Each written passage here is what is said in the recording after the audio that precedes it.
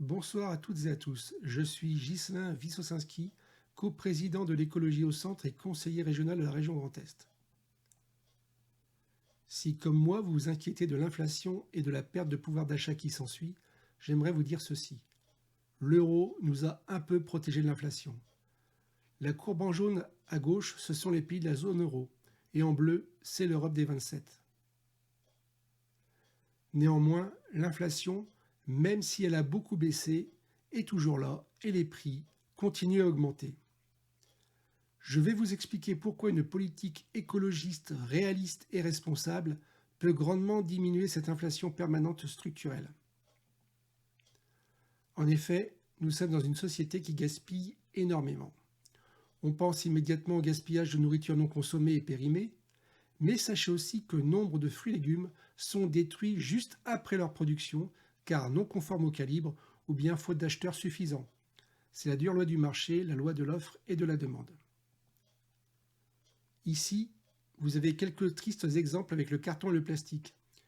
Carton qui aurait pu être recyclé ou brûlé et plastique qui aurait pu être transformé en carburant. Il y a bien d'autres sources de gaspillage comme les vêtements ou ici nos accessoires électroniques.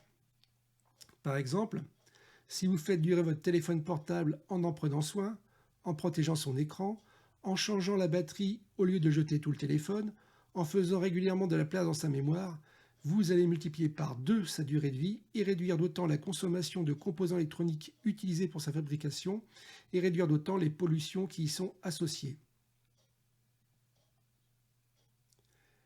Il y a aussi plein de gens qui jettent du matériel qui fonctionne encore, alors qu'ils pourraient le déposer dans une ressourcerie.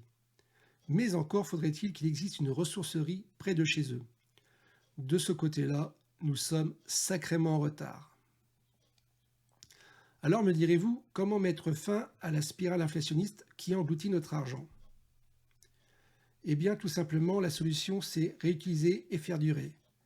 C'est exactement ce qu'il faut faire pour enrayer la spirale inflationniste. En effet, la rareté engendrée par le gaspillage fait monter les prix, tout simplement parce que ce qui est rare est cher. Comprenez ceci, c'est qu'ensemble nous avons un impact immense, et c'est pourquoi j'aimerais que vous fassiez suivre cette petite vidéo.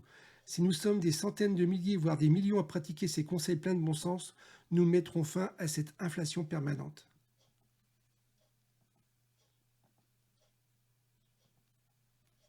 Merci à vous toutes et à vous tous.